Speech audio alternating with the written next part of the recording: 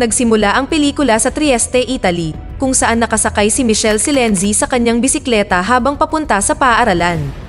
Huminto siya sa isang tindahan na nagpaplanong bumili ng superhero costume gamit ang kanyang €50 note. Maya-maya sa paaralan, umupo siya sa likod ni Stella, ang matagal na niyang crush, at kinunan siya ng video gamit ang kanyang telepono. Ilang sandali pa, pumasok sa silid ang isang pulis na nagngangalang Giovanna. Nagtatanong siya tungkol sa isang estudyanteng nagngangalang Martino na nawala kamakailan. Hiniling ni Giovanna sa klase na ipaalam sa pulis kung sakaling may marinig silang balita tungkol sa nawawalang estudyante. Bago umalis, lumapit si Giovanna sa kinakabahan na si Michelle. Pagkatapos ay ibinigay niya sa kanya ang merienda na nakalimutan niya sa bahay. Lumalabas na si Giovanna pala ang nanay ni Michelle. Pagkaalis niya, nagdugo ang ilong ni Michelle at nagmamadali siyang pumunta sa banyo. Ilang sandali pa, binuli ni Brando at Ivan si Michelle at kinuha ang pera na pambili sana niya ng costume. Ang binata ay umuwi na masama ang loob dahil sa isa na namang nakakakilabot na araw sa paaralan. Hindi madaling sumuko, naglabas si Michelle ng ilang barya na inipon niya at gagamitin ang mga iyon para bilhin ang kanyang costume. Pumunta siya sa isang lumang tindahan at tinanong kung may superhero costume sila. Ipinakita sa kanya ng shopkeeper ang murang suit na pag-aari ng isang Chinese superhero. Bagamat hindi niya ito gusto, binili pa rin ni Michelle ang pangit na suit. Nang maglaon sa bahay, nakita ni Giovanna ang kanyang anak na suot ang kanyang costume at masyadong nanlulumo upang pumunta sa party.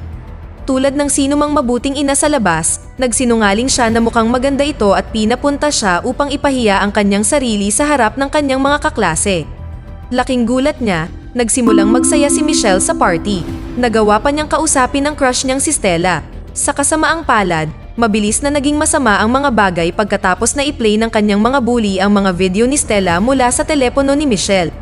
Nahihiyang tumakbo si Michelle at nagkulong sa banyo.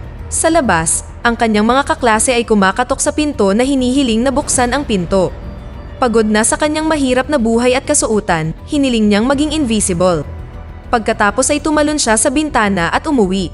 Kinabukasan, nagising si Michelle at nalaman niyang naging invisible na siya. Ang kanyang ina ay pumasok sa silid upang gisingin siya at nagulat na wala siya roon. Habang hindi nakatingin si Giovanna, sumulat siya ng tala na nagsasabing maaga siyang pumasok sa paaralan. Nakasuot ng mahabang mangga si Michelle at nakatakip ang buong katawan bago pumasok sa paaralan. Pinagmamasdan niya si Stella mula sa malayo at ini-imagine niya kung ano ang maaari niyang gawin sa kanya ngayon. Napansin din niya ang mga nambubuli sa kanya at nagpa siya na parusahan sila. Ibinaba ni Michelle ang lahat ng kanyang damit at pumunta sa paaralan na hubot-hubad at hindi nakikita. Maya-maya sa klase, dinampot niya ang paintball gun ni Ivan at pinaputok ito sa guro. Si Ivan ang napagbintangan at pinarusahan ng guro. Pagkatapos nito, ginulo ni Michelle ang laban sa tennis ni Brando at pinarusahan si Brando dahil sa pagkatalo.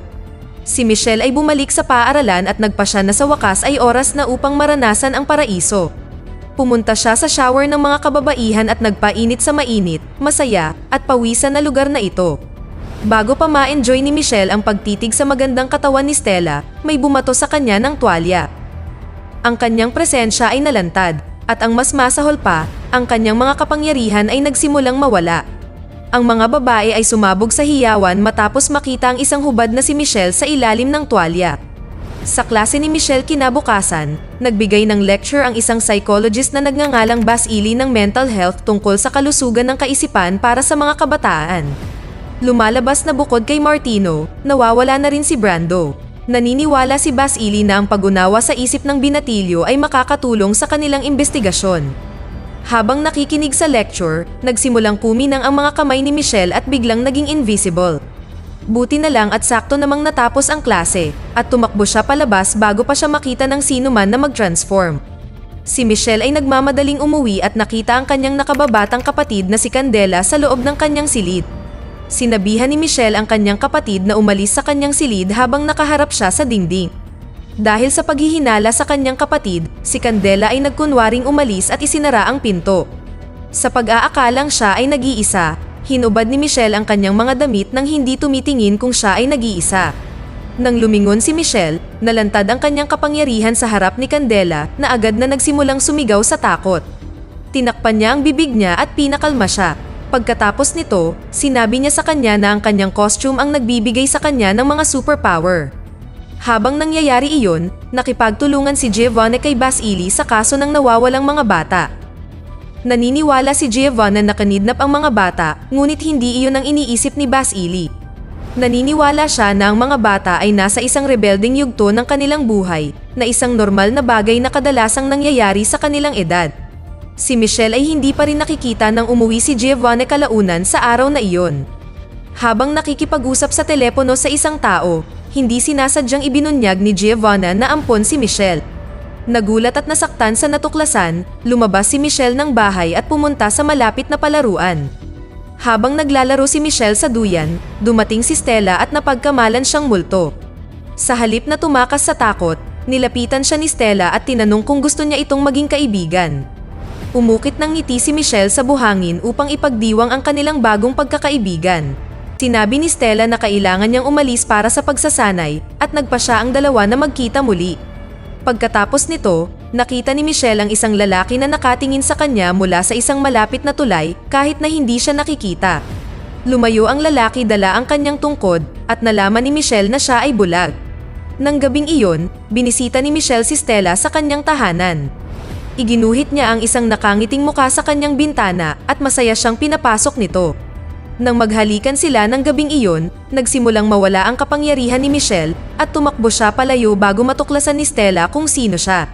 Kinabukasan, kinumbinsi ni Candela si Michelle na ihayag ang kanyang sarili kay Stella. Pumunta siya sa klase niya sa gymnastics kasama ang kanyang aso. Samantala, may bumaril kay Stella ng tranquilizer gun habang siya ay nagsasanay. Pagdating ni Michelle, nakita niya ang isang lalaking nakamaskara na karga ang walang malay na si Stella sa kanyang balikat. Si Michelle ay kumilos para umatake, at ang kanyang aso ay sinubukang kagatin ang salarin sa kamay. Sa kasamaang palad, nakatakas ang kidnapper kasama si Stella. Nang dumating ang mga pulis sa pinangyarihan ng krimen, napagpasyahan nila na ang mga bata ay kanidnap at hindi tumakas. Maya-maya, nagising si Stella sa isang pasilidad na may kakaibang device na nakakabit sa kanyang ulo. Nasa malapit si Basili, na nagtatanong sa kanya. Mukhang siya ang nasa likod ng mga kidnapang kung tutuusin. Pagkatapos magpatakbo ng ilang pagsusuri kay Stella, dinala nila siya sa isang selda. Doon, natagpuan niya sina Martino at Brando, ang iba pang mga estudyante na dinukot bago siya. Habang nangyayari iyon, sinabi ni Basili na hindi si Stella ang hinahanap nila. Kinabukasan, nilapitan ng bulag si Michelle sa tabi ng dalampasigan. Sinagot niya ang mga tanong ni Michelle bago pa man ito makapagtanong. Para bang nababasa niya ang nasa isip ng bata. Nang tanungin ni Michelle kung sino siya, sinabi ng lalaki na ang pangalan niya ay Andrej at siya ang ama ni Michelle. Nang makitang hindi naniniwala si Michelle sa kanya, nagsimulang magkwento si Andrej. Ayon sa kanya, dati siyang isang ordinaryong tao na nakatira sa isang maliit na bayan sa Russia. Isang araw, tinamaan sila ng isang nuclear explosion na ikinamatay ng marami at nagpabago sa mga nakaligtas. Ang mutation ay nagbigay sa kanila ng superhuman powers tulad ng telepathy, invisibility, at flight. Binansagan sila bilang espesyal, dinala sila sa isang kampo ng militar na kilala bilang division at ginamit bilang mga sandata para sa digmaan. Pinilit sila ng division sa mga limitasyon ng division. Inihayag ni Andrej na habang ginagamit nila ang kanilang mga kapangyarihan, lalo silang humihina. Inihayag din niya na ang mga special ay baog, maliban sa kanya at ang ina ni Michelle na si Yelena. Natuwa ang mga tao sa division nang ipanganak si Michelle at inilayo siya kina Andrej at Yelena. Dahil tutol sila sa nangyaring iyon, nagpa siya ang dalawa na kunin si Michelle at tumakas sa pasilidad. Sa kanilang pagtatangka na tumakas, isinakripisyo ni Yelena ang kanyang sarili upang hayaang ligtas na makatakas sina Andrej at Michelle. Kahit na si Yelena ay kayang maging invisible, ang pinuno ng mga humahabol sa kanya ay nagawang mahulaan ang kanyang mga galaw at napatay siya. Matapos matagumpay na makatakas, iniwan ni Andrej si Michelle sa pintuan ni Giovanna. Kumpiyansa siya na aalagaan siya nito dahil binasa niya ang nasa isip niya at nakumpirma niyang mabuting tao siya. Ibinunyag ni Andrej na alam ng division na may espesyal na bata ang nakatira sa Trieste at iyon ang dahilan ng mga kidnapang. Habang nag-uusap sila, nakita ng isang mangingisda sa malapit na si Andrej ay kahina-hinala at nagpa siya na tumawag ng pulis. Nauubusan ng oras, binigyan ni Andrej si Michelle ng espesyal na suit na magiging invisible kasama niya. Inalis ni Andrej ang alaala ng mangingisda at umalis. Hindi nagtagal, dumating ang mga pulis kasama sina Giovanna at Basili. Sinabi ni Giovanna kay Basili na si Michelle ay ampon at ito ay nagbigay sa kanya ng ideya na siya ang espesyal na bata na hinahanap nila. Nag-alok si Basili na iuwi si Michelle at pumayag si Giovanna. Sa ibang pagkakataon sa bahay, napansin ni Michelle ang mga marka ng kagat ng aso sa kamay ni Basili na nagpapatunay na siya ang kidnapper ni Stella. Sinubukan niyang tumakas, ngunit nailak na ni Basili ang lahat ng pinto. Si Michelle ay naging invisible, ngunit nahanap siya ni Basili gamit ang harina. Sa kalaunan, lumabas si Michelle sa mga lansangan at nakasalubong si Ivan. Sumakay siya sa likod ng kanyang motorsiklo at pilit siyang pinaalis. Nang ligtas na sila, ipinakita ni Michelle ang kanyang sarili sa kinakabahan na si Ivan. Tapos ay sinabi niya sa kanya ang tungkol sa katotohanan sa likod ng pagkawala ng kanilang mga kaklase. Sa ibang lugar, sinubukan ni Stella at ng kanyang mga kaklase na tumakas. Matagumpay na nakalabas si Stella sa ventilation at lumabas. Nilagpasan niya ang mga gwardya at nakarating sa isang tore na may searchlight. Gumuhit siya ng smiley face sa searchlight at itinutok ito sa langit. Sa isang lugar sa lungsod, nakita ni Michelle ang liwanag at ngumiti. Alam na si Stella ang may gawa nito. Siya at si Ivan ay nagmamadali patungo sa pinanggagalingan ng liwanag, ngunit si Stella ay nadakip nang dumating sila. Lumikha si Ivan ng distraction habang si Michelle ay naging invisible at pumasok sa barko. Sa tulong ng kanyang kapangyarihan, matagumpay na narating ni Michelle ang selda kung nasaan si Stella at ang iba pa. Matapos silang ilabas, ipinakita niya ang kanyang sarili sa kanila. Hindi nagtagal, tumakas sina Brando at Martino habang sinubukan ni Michelle at Stella na iligtas ang isa pang bihag. Laking gulat ni Michelle, dinala siya ni Stella sa mga kamay ng mga kaaway. Lumalabas na siya ang nasa ilalim ng kontrol ng pag-iisip ng isa pang bihag at nagkataon na siya ang tao sa likod ng lahat. Ibinunyag ng Russian boss na kinokontrol niya sina Basili at Stella para makuha si Michelle.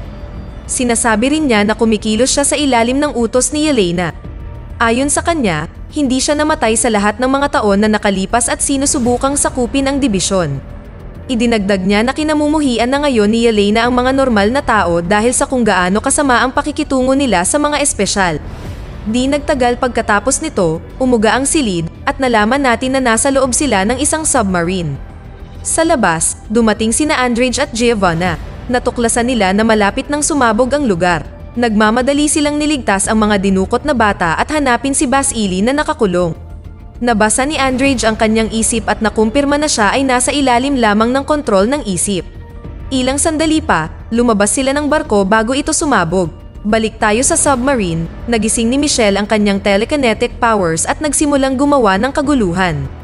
Nagawa niyang patayin ang lahat at nailigtas si Stella. Hindi nagtagal, nakarating sila sa baybayin at ipinahayag ni Michelle ang kanyang kapangyarihan sa pulisya. Sinabi ni Andrej kay Michelle na kailangan nilang burahin ang alaala ng lahat sa pangyayari. Sumang-ayon si Michelle at hinalikan si Stella bago mabura ang kanyang alaala. Sinabi ni Andrej kay Michelle na aalis na siya. Pagkatapos ay umalis siya pagkatapos burahin ang mga alaala ng lahat. Pagkatapos nito, lahat ay bumalik sa kanilang pang-araw-araw na buhay sa Trieste.